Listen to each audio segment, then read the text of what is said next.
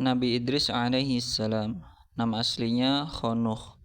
Dia adalah orang pertama dari keturunan Adam yang diangkat menjadi nabi setelah Nabi Adam dan Nabi Syith alaihi salam.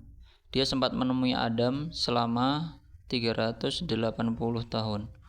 Allah memujinya dan memberinya kedudukan sebagai nabi dan memberinya sifat jujur.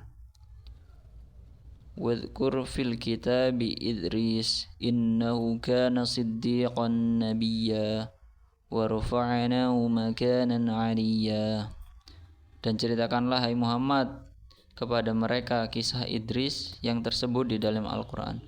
Sungguhnya ia adalah seorang yang sangat membenarkan dan seorang nabi, dan kami telah mengangkatnya ke martabat yang tinggi. Al-Quran Surat Maryam ayat 56 dan 57. Ibnu Ishaq menyatakan bahwa Nabi Idris alaihissalam adalah orang pertama yang menulis dengan pena. Beliau pula yang dimaksud Rasulullah SAW dalam hadis Muawiyah bin Hakam As-Silmi ketika dia bertanya kepada beliau tentang ramalan. Beliau bersabda, innahu kana nabiyyun yakhudtu bihi faman wafaqa khattahu fadzaka, rawahu Muslim. Sesungguhnya dahulu ada nabi yang meramal dengan membuat garis. Orang yang ramalannya sesuai dengan ramalan dia, itu nabi tersebut, maka dia benar.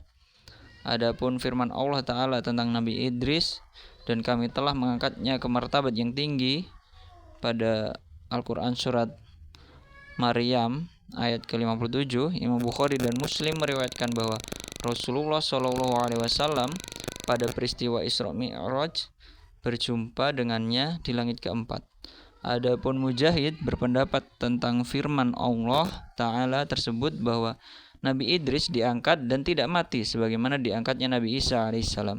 Jika yang dimaksud tidak mati hingga sekarang, maka pendapat tersebut perlu ditinjau ulang. Tetapi jika yang dimaksud diangkat dalam keadaan hidup ke langit dan kemudian dimatikan ketika telah berada di sana, maka hal tersebut tidak bertentangan dengan berita yang disampaikan oleh Ka'ab al-Ahbar bahwa Nabi Idris alaihissalam diangkat ke langit keempat, lalu malakul maut, malaikat mencabut nyawanya di sana.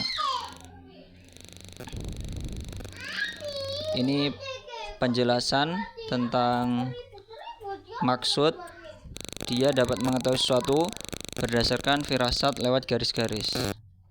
Kemudian tadi ada hadis riwayat Muslim, dan maksudnya adalah bahwa perkara itu meramal dibolehkan bagi nabi tersebut. Dan jika ada orang yang dapat mengetahui dengan yakin ramalannya sesuai dengan nabi tersebut, maka dia pun dibolehkan. Namun tidak ada orang yang dapat memastikan hal tersebut. Maka hadis ini sebenarnya menjelaskan tentang dilarangnya meramal, karena tidak mungkin bagi seseorang mengetahui dengan yakin bahwa ramalannya sesuai dengan nabi tersebut. Lihat syarah Imam Nawawi tentang penjelasan hadis ini.